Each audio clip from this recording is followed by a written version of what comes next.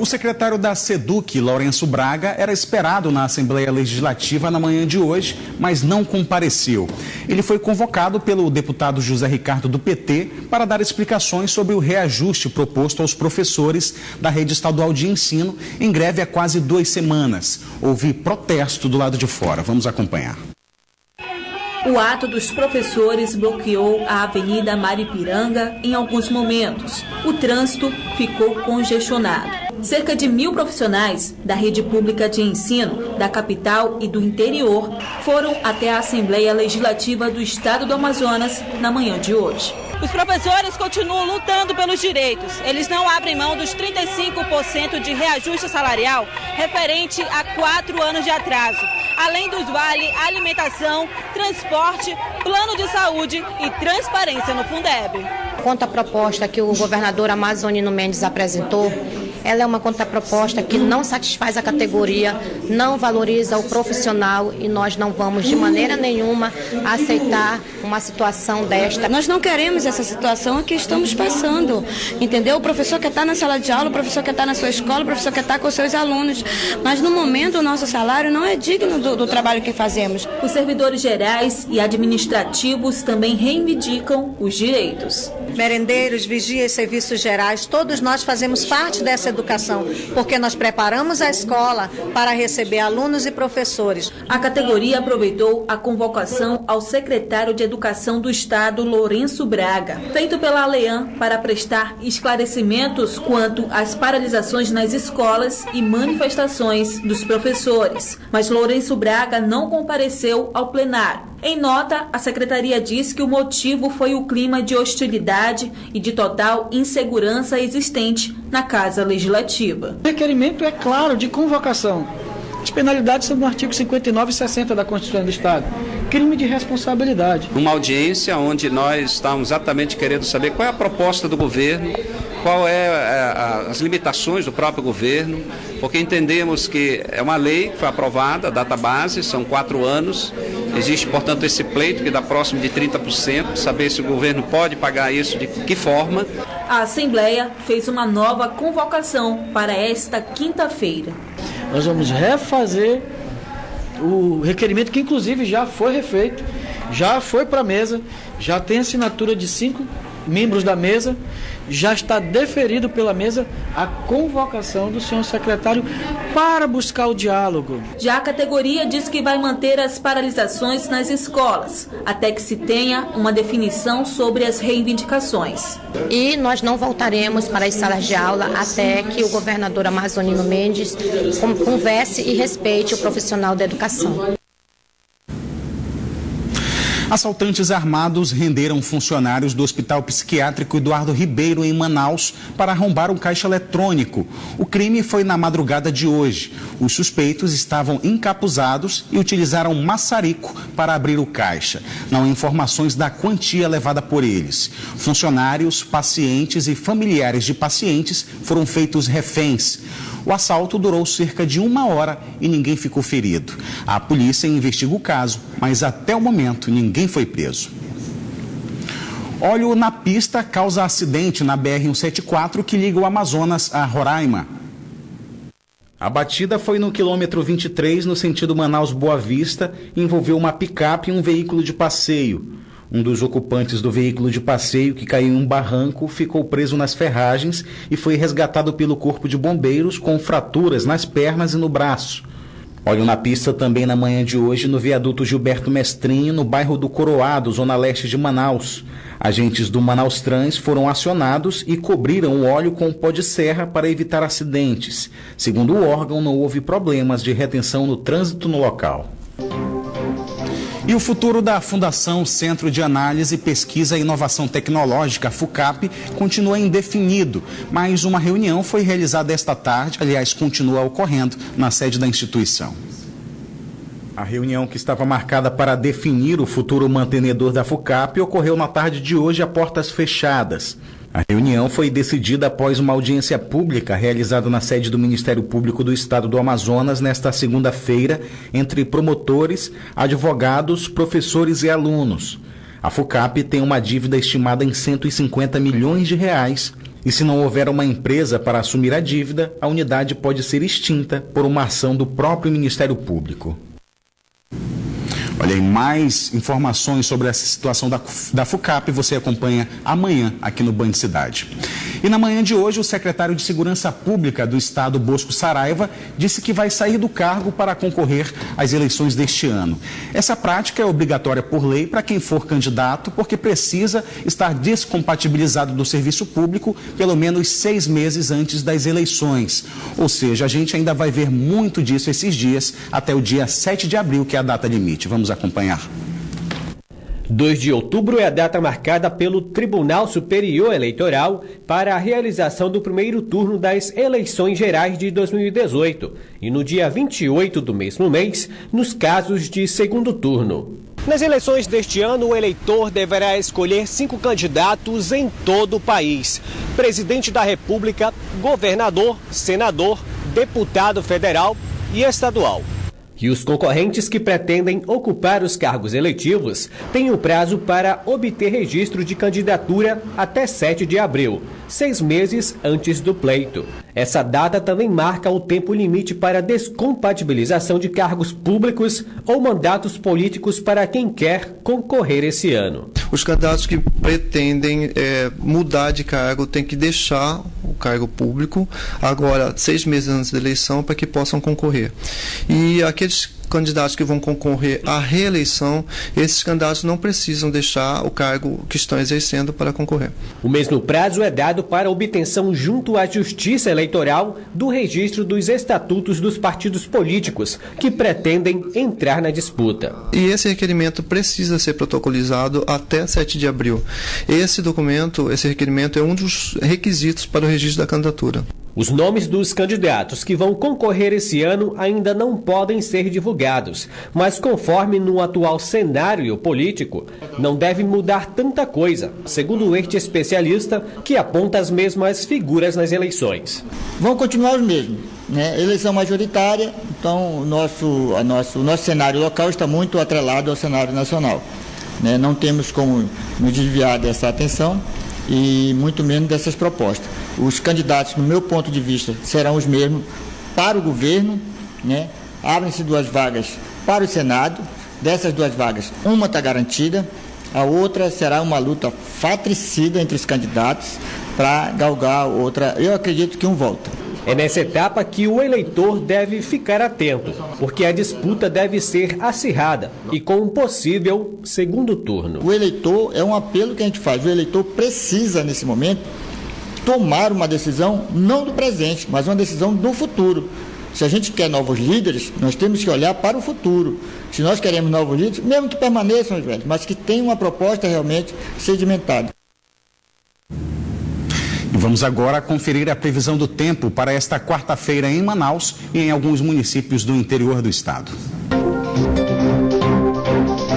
Em Manaus, o tempo fica ensolarado com aumento de nuvens pela manhã e pancadas de chuva à tarde e à noite. As temperaturas variam de 23 a 31 graus. Em Eirunepé, o tempo fica nublado durante o dia com pancadas de chuva à tarde e à noite. Temperatura mínima de 23 e a máxima de 31 graus. Em Tefé, a previsão é de sol com muitas nuvens durante o dia. À tarde, o tempo fica nublado com possibilidade de chuva a qualquer hora. Mínima de 23 e a máxima de 31 graus. E no município de Boca do Acre, a previsão é de tempo nublado com poucas nuvens pela manhã e com pancadas de chuva à tarde e à noite. As temperaturas variam de 24 a 32 graus. Você que anda pelo centro de Manaus ou Parintins já deve ter visto um grande transatlântico ancorado no porto. Navios enormes que trazem milhares de turistas todos os anos para a Amazônia. Só que o alto custo do serviço de praticagem, que são os profissionais que assumem o comando do leme do navio em águas do rio Amazonas, tem feito reduzir a previsão de cruzeiros que visitam o Amazonas para as próximas temporadas. A temporada de cruzeiros do ano passado, que encerra em maio deste ano, já movimentou mais de 30 milhões de reais com a visita de quase 21 mil turistas vindos da América e Europa. E o turismo, não só aqui como em outras partes do Brasil, tem sido um dos destinos caros para os visitantes do exterior, segundo a empresa estadual de turismo do Amazonas. Mas para o ano que vem, até agora 12 estão previstos para vir ao Amazonas e deve reduzir na próxima temporada. Na verdade, nós estamos focando mais na busca de navios maiores para que tragam mais turistas. É melhor ter um navio com 2.000 pessoas chegando aqui ao nosso porto do que 3 ou 4 de 300 pessoas. Os atrativos naturais acabam tornando o estado visível ao mundo inteiro. Porém, é uma rota bastante cara para que os navios entrem nos rios da região, como Solimões, Amazonas e Rio Negro. Segundo este empresário que trabalha com praticagem de navios, o custo é um pouco elevado. São 37 profissionais de praticagem aqui no estado. Geralmente 2 operam cada cruzeiro que chega aqui. É uma área de muito difícil navegação, baixíssimas profundidades, não existe balizamento, não existe um canal navegável bem definido por cartografia, então isso dificulta muito o serviço dos práticos, tem que manter uma atualização constante. E o elevado custo operacional, de acordo com a Amazonas Tour, acaba aqui aumentando o preço do passeio aqui pelo Amazonas e região. Nós já tivemos uma série de reuniões, até workshop, com os operadores, com o trade e os práticos, para que eles explicassem melhor como é composto esse custo e, quem sabe, a gente tentar diminuir um pouco mais para fazer com que o Amazonas seja mais atrativo do que os outros destinos aqui no Brasil e também, quem sabe, no Caribe e na Europa. Uma pesquisa identificou que os amazonenses lideram o ranking de pesquisas pela internet sobre ATM, que é uma doença de disfunção na mandíbula. Só que é preciso cuidado ao fazer esse tipo de consulta em sites de busca, alerta especialistas. A Thaís identificou a disfunção na mandíbula há cerca de 1 ano. Eu descobri mesmo quando eu dormia com uma pessoa, tipo, perto da minha mãe, assim, do namorada, e falava, nossa, eu rangi os dentes e tal. Aí eu falava, vou procurar saber, fui procurar saber mais, eu vi que era bruxismo e a instalaçãozinha aqui, né, acabei descobrindo uma coisa, foi levando a outra, eu procurei um profissional. Esse é um dos métodos para o tratamento da ATM, uma disfunção na articulação temporomandibular que controla o movimento da mandíbula e liga o maxilar ao crânio. Os sintomas são dores de cabeça, estalidos e até deslocamento da mandíbula. Elas podem surgir das seguintes maneiras. Pode ser tanto por perda dentária, né? Por problemas manias que a gente tem de estar mordendo tampa de caneta, hábitos, né? E outros fatores também podem estar associados, problemas mais sérios, né? Por exemplo, perda óssea no nível do côndilo, então um deslocamento do disco articular. Essa é uma das doenças mais pesquisadas na internet, de acordo com a análise feita pela plataforma de saúde Doctoralina. Só que o problema não pode ser resolvido em casa, somente com tratamento médico. Nem sempre o sintoma vai te indicar exatamente o problema que você tem. Então é sempre bom estar indo procurar um especialista na área, que ele sim vai poder identificar e te dar um diagnóstico correto do que você tem. Com o devido tratamento, com a utilização de Botox, a Thaís agora vive livre das dores de cabeça. Estou fazendo mais por estética, mas está acabando que está ajudando bastante nesse probleminha. A região amazônica é conhecida no mundo inteiro por sua beleza e riquezas naturais. Uma variedade enorme de ervas e plantas medicinais que têm poder de cura inimagináveis. E foi na medicina tradicional que um pesquisador autodidata conheceu cerca de 300 espécies e resolveu compartilhar esse conhecimento. Foi na variedade de plantas da Amazônia que o pesquisador autodidata e especialista encontrou um norte para estudar cada uma delas. Olha, eu posso dizer que aproximadamente entre 250 e 300 espécies de plantas medicinais, né?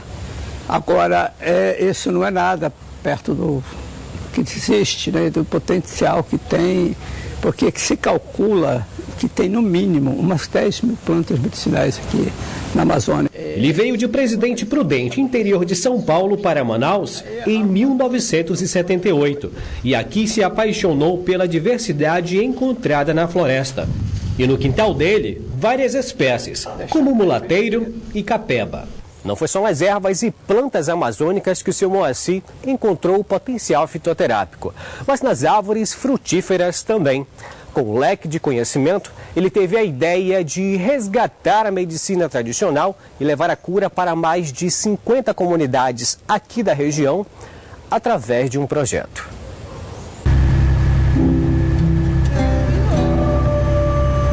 Pelos rios e comunidades ribeirinhas, a paisagem do conhecimento alcançou aproximadamente 12 mil pessoas pelo interior.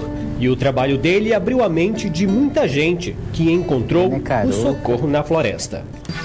Uma experiência muito boa que eles tiveram e a gente tenta resgatar essa cultura, né? Eu trazer de volta esses conhecimentos que fazem parte da nossa cultura, que fazem parte da nossa tradição, da nossa história e melhorar os níveis da saúde. Com muita paciência, o técnico em plantas medicinais tem ensinado como preparar os remédios caseiros. Houve uma mexida na comunidade, como ela se empoderou, né? Inclusive os agentes de saúde comunitários geralmente participavam, tanto da parte do conhecimento tradicional, né, como da parte do próprio conhecimento que eles adquiriram.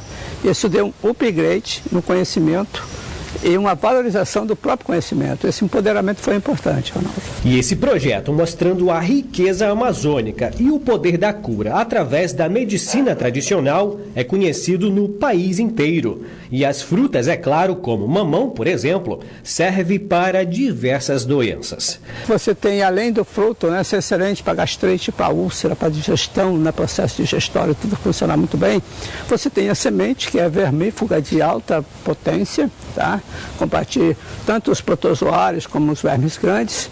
E tem a folha do mamão, que quando ela é amarela, que ela está hepática, né, naquela cor amarela, ela vai apresentar uma ação no fígado muito importante como um desintoxicante. Não só na floresta, mas a cura para uma dor de cabeça ou até a doença pode estar no quintal de casa e você nem imagina. Tudo isso são coisas simples que estão na nossa frente, que estão ao nosso lado e que muitas vezes a gente ignora. Olha, o Supremo Tribunal Federal julga amanhã o habeas corpus preventivo do ex-presidente Lula. E várias manifestações ocorrem em todo o Brasil, tanto a favor, tanto contra a prisão do ex-presidente. Aqui em Manaus, o movimento Vem Pra Rua está neste momento na Avenida Djalma Batista. E quem está lá acompanhando a movimentação é o repórter Orestes Litaif. Boa noite, Orestes. A manifestação aí é contra, agora sim temos Orestes, a manifestação aí na Djalma Batista é a favor ou é contra a prisão do ex-presidente Luiz Inácio Lula da Silva?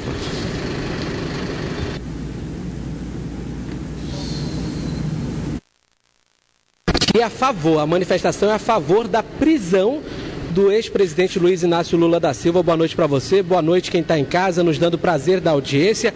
A manifestação acontece aqui na Avenida Djalma Batista e reúne cerca de 50 pessoas. Eles estão reunidos ali bem em frente a um shopping que fica aqui na Avenida Djalma Batista. Inclusive, por causa disso, o trânsito está sendo desviado, está interditada parcialmente a Avenida Djalma Batista. E esse protesto, como eu falei, é contra o Partido dos Trabalhadores e a favor da prisão do ex-presidente Lula, condenado em segunda instância por corrupção. Eles seguram cartazes, esses manifestantes também gritam palavras de ordem, frases de ordem como Lula na cadeia, justiça para todos. E essa manifestação, viu, Neto, acontece aqui em Manaus e em várias outras cidades brasileiras, justamente nessa semana em que o Supremo Tribunal Federal vai analisar um habeas corpus que pode evitar a prisão do ex-presidente Lula, que já está condenado em segunda instância. O protesto acontece aqui na Avenida Djalma Batista e deve continuar também amanhã, ao longo do dia. Amanhã é a data que justamente o protesto deve ser julgado, esse habeas corpus, lá no Supremo Tribunal Federal. Neto, volto com você. Obrigado. Obrigado, Orestes, pelas informações. E amanhã a gente deve acompanhar também esses protestos que são contra a prisão do ex-presidente Lula. O Band Cidade fica por aqui, mas você pode acompanhar outras notícias nas redes sociais, Facebook e Twitter da Band Amazonas. Para ficar por dentro da programação e bastidores, é só seguir a Band Amazonas no Instagram. Para rever nossas reportagens, acesse o canal da Band Amazonas no site youtube.com. Sugestão de matérias, vídeos, fotos e a sua opinião, mande para o nosso WhatsApp. O número é o 99205-1478. Fique agora com as principais notícias do dia no Brasil e no mundo com o Jornal da Band. Uma boa noite para você e até amanhã.